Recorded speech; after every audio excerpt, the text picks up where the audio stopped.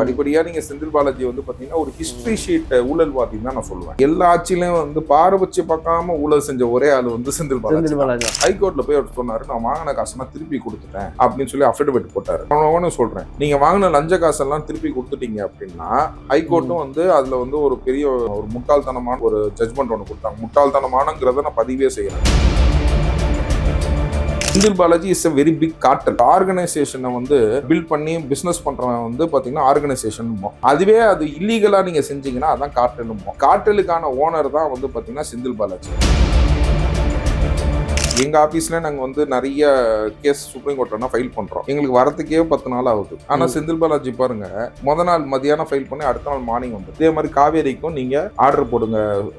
காவேரிக்கு supreme court போடுற ஆர்டரே ஒரு கோர்ட் மதிக்கல அப்படின்னா, you appointed team, make them to operate, take the custody of the dam.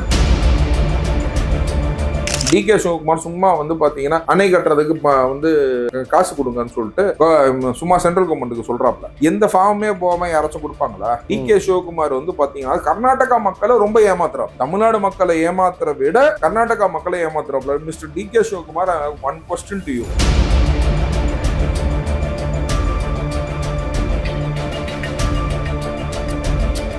இப்ப திமுக முன்னாள் அமைச்சர் யாரும் சென்னையிலே இல்ல, எல்லாருமே அப்ஸ்கவுண்ட் ஆயிட்டாங்க அப்படின்ற மாதிரி ஒரு தகவல் போயிட்டு இருக்கு. நம்மளோட மின்சாரத்துறை அமைச்சர் கூட இதை சொல்லி ஒரு இதை கிண்டல் பண்ணி பேசியிருப்பாரு.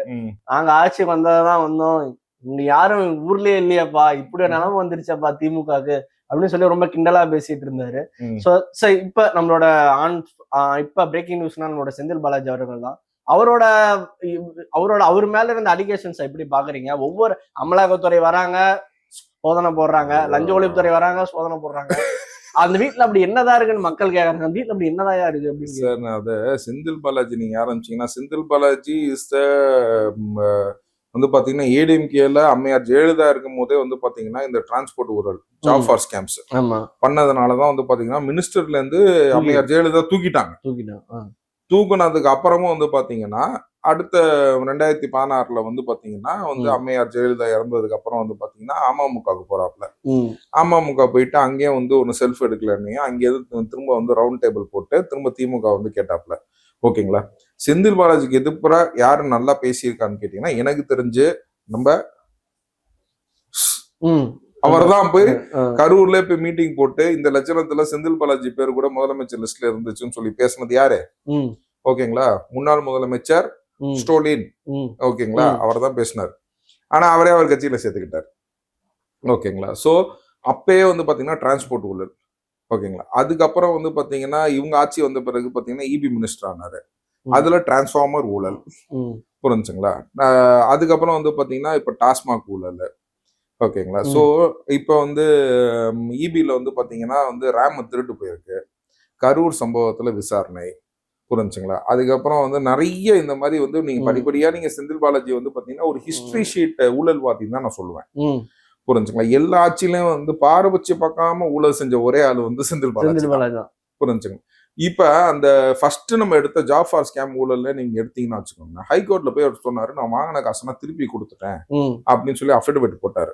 புரிஞ்சுங்க? நான் சொல்றேன், நீங்க வாங்கின லஞ்ச காசெல்லாம் திருப்பி கொடுத்துட்டீங்க அப்படின்னா ஹைகோர்ட்டும் வந்து அதுல வந்து ஒரு பெரிய ஒரு முட்டாள்தனமான ஒரு ஜட்ஜ்மெண்ட் ஒன்று கொடுத்தாங்க. முட்டாள்தனமானங்கிறத நான் பதிவே செய்யறேன். வித்தவுட் அப்ளிகேஷன் ஆஃப் மைண்டுங்கிறது இங்கிலீஷ்ல போடுவோம். Without application of mind high court has passed an order that okay case dismiss. அதுக்கப்புறம் சுப்ரீம் கோர்ட் போய் அது ரிமாண்ட் பேக் ஆகி வந்துச்சு. அதுக்கப்புறம் வந்து பாத்தீங்கன்னா அந்த மேட்டர்ல சோ செந்தில் பாலாஜி அவர்கள் நான் காசை திருப்பி கொடுத்துட்டேன்னா லஞ்சம் வாங்கியிருக்காருன்னு அர்த்தம். அந்த லஞ்சம் வாங்கினதுக்கு அந்த அஃபிடவிட்டை பேஸ் பண்ணியே செந்தில் பாலாஜிக்கு மேல கன்விக்ஷன் பண்ணணும். ஓகேங்களா? ஏற்கனவே அந்த கேசஸ்ல வந்து பாத்தீங்கன்னா 2000 பேர்த்த அக்யூஸ்ட் ஆக்கி வச்சிருக்காங்க. அதாவது யார் யாருக்குன்னா வேலை போட்டு கொடுத்தாங்களோ அவங்களா அக்யூஸ்ட் ஆக்கிட்டாங்க.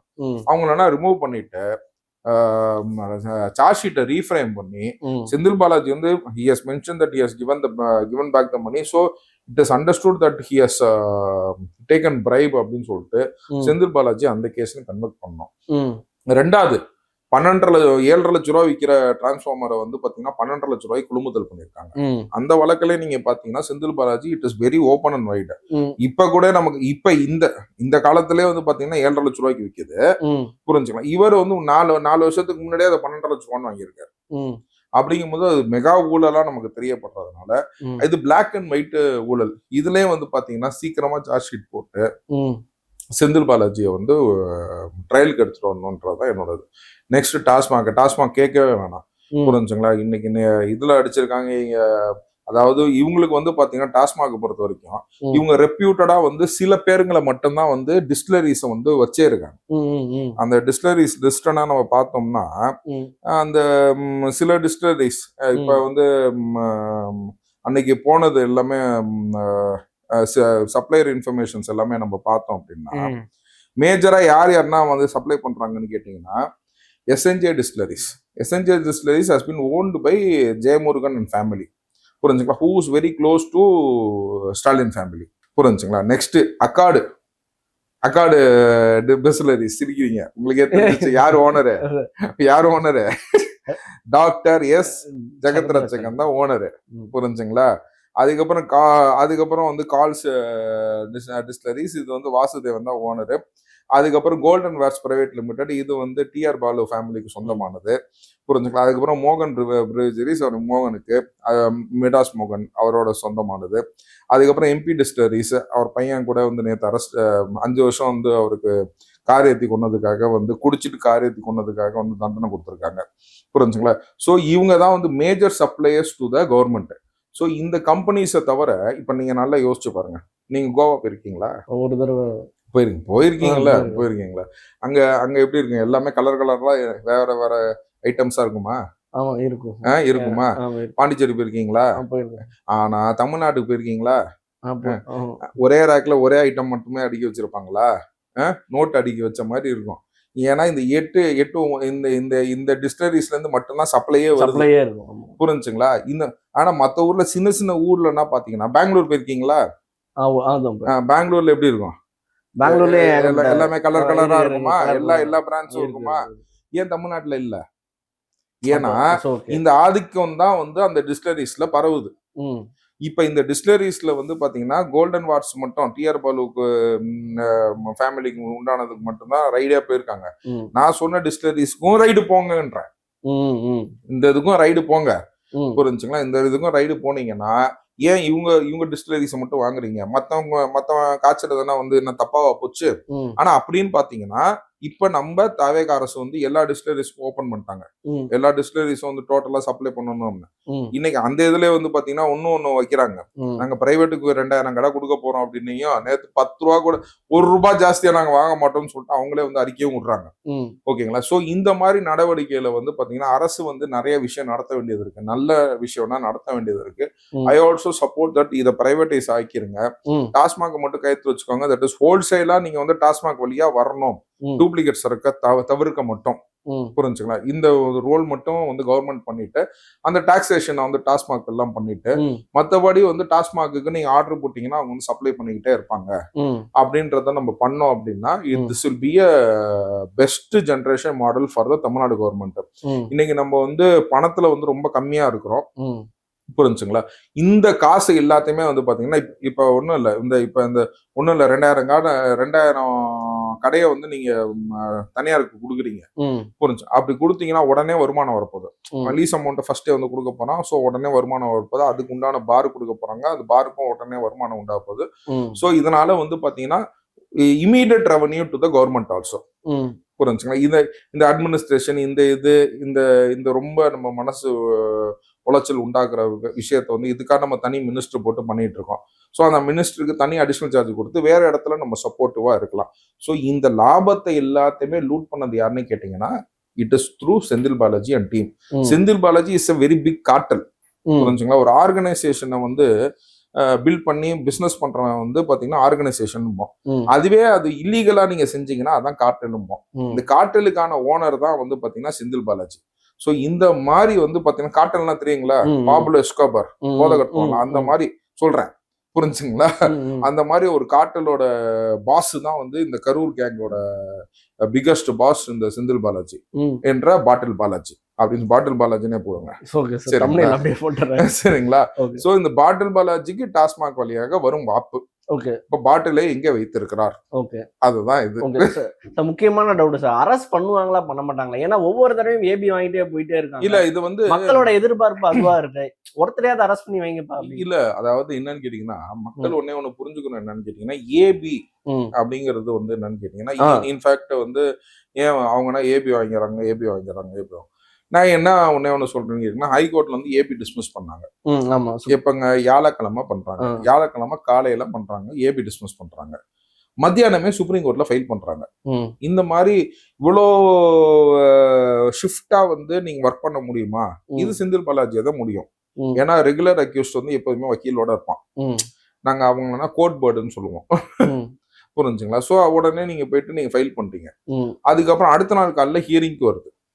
புரிஞ்சுங்களா? எங்க ஆபீஸ்ல நாங்க வந்து நிறைய கேஸ் சுப்ரீம் கோர்ட்ல ஃபைல் பண்றோம். எங்களுக்கு வரதுக்கே 10 நாள் ஆகுது. ஆனா செந்தில் பாலாஜி பாருங்க, முத நாள் மதியானம் ஃபைல் பண்ணி அடுத்த நாள் மார்னிங் வந்துருச்சு. அடுத்த நாள் மார்னிங் வரும்போது என்ன பாத்தீங்கன்னா, ஜஸ்டிஸ் மோகனான் இப்பதான் வந்து எலிவேட் ஆனாங்க. அவங்க தமிழ்நாட்டுக்காரங்க. புரிஞ்சுங்களா? அவங்க பெஞ்சில் வருது. அவங்க என்ன சொல்றாங்க, செந்தில் பாலாஜியோட கேசஸ் நான் ஏற்கனவே ஹேண்டில் பண்ணிருக்கேன் லாயரா இருக்கும் போது, அதனால வந்து நான் வந்து I cannot handle this matter அப்படின்னு சொல்லுவாங்க. ஏன்னா நீங்க கிளைண்டா இருக்கும் போது பயஸ்டா இருக்கக்கூடாதுன்றதுனால அந்த ஜட்ஜ் வந்து நான் இதை எடுத்துக்கலன்றாங்க. ஓகேங்களா? அப்படின்னா இன்னொரு பெஞ்சுக்கு போகணுமா? அந்த இன்னொரு பெஞ்ச் மத்தியானமே உட்காந்து ஆர்டர் பாஸ் பண்ணுது. புரிஞ்சுங்களா? இது வந்து ஷிஃப்டான ஆக்ஷன்ஸ். புரிஞ்சுங்களா? இதுக்கு கபில் சிபில் வந்து அப்பியர் ஆற. கபில் சிபிலுக்கு மினிமமா வந்து பாத்தீங்கன்னா 50 lakhs. எல்லாம் ஒயிட்ல தான் வாங்குறாங்க, பிளாக்னா ஒண்ணு கிடையாது. நான் அமௌண்ட் சொல்லியே சொல்றேன். Minimum 50 lakhs per hearing. புரிஞ்சுக்கலாம். நேத்து ஏபிக்கு அப்பியர் ஆயிருக்கா 50 lakhs. செந்தில் பாலாஜி 5 வருஷம் எம்எல்ஏ அமைச்சரா இருந்தா என்ன சம்பளம்னு கேட்டீங்கன்னா, ஒரு மேக்ஸிமம் 1 கோடி ரூபாய் இருக்குமா 5 வருஷத்துக்கு சேர்த்து. நேத்து கபில் சிபிலுக்கு மட்டும் 50 லட்சம் ரூபாய் கொடுத்துருக்காரு. புரிஞ்சுங்களா? பிளஸ் இன்னொன்னு வந்து என்னன்னு கேட்டீங்கன்னா, இதுல ஏபி போடுறதுனால ஒரு சின்ன அட்வான்டேஜ் என்னன்னு கேட்டீங்கன்னா, கோர்ட்ல வந்து என்ன அட்வான்டேஜ்னு கேட்டீங்கன்னா, நீ சாட்சியை கலைக்க கூடாது, இன்வெஸ்டிகேஷனுக்கு ஃபுல்லி கோஆபரேட் பண்ணணும். அவங்க எப்ப போனா கூப்பிடுறாங்கன்னா நீங்க அப்ப போனா இன்வெஸ்டிகேஷன் போகணும். புரிஞ்சுங்களா? சோ இந்த மாதிரி ஸ்டிச்சஸ் எல்லாம் கொடுக்கும் போது பாத்தீங்கன்னா, நீங்க தூக்கி உள்ளுக்குள்ள போறது என்னன்னு கேட்டீங்கன்னா, ஜுடிஷியல் கஸ்டடிக்கு போயிருவாங்க. நீங்க ஜெயிலுக்குள்ள தூக்கி போட்டீங்கன்னா, நீங்க செந்தில் பாலாஜியை பார்க்க போனோம், அந்த சினிமா படம் மாதிரினா கிடையாது. நீங்க வந்து போலீஸ் கஸ்டடி கேட்டு கோர்ட் ஆர்டர் பண்ணுச்சுன்னா தான் நீங்க அவர் போலீஸ் கஸ்டடி எடுத்து விசாரிக்க முடியும். புரிஞ்சுங்களா? ஜுடிஷியல் கஸ்டடிக்கு போயிட்டாங்கன்னா, ஜெயிலுக்கு போயிட்டாங்கன்னா, நீங்க டிஜிபியாவே இருங்க. நீங்க போய் நான் செந்தில் பாலாஜி கூப்பிடுங்க அப்படின்னா, செந்தில் பாலாஜி விருப்பப்பட்டாதான் அவங்களை வந்து பாப்பாரு. அது போலீஸா இருந்தா கூட விருப்பப்பட்டாதான் வந்து பாப்பாரு. சோ அந்த மாதிரி ஒரு சூழ்நிலையில இப்ப ஏபி கொடுக்கறதுனால என்னன்னு கேட்டீங்கன்னா, இது ஒரு பெரிய அட்வான்டேஜ். ஓகேங்களா?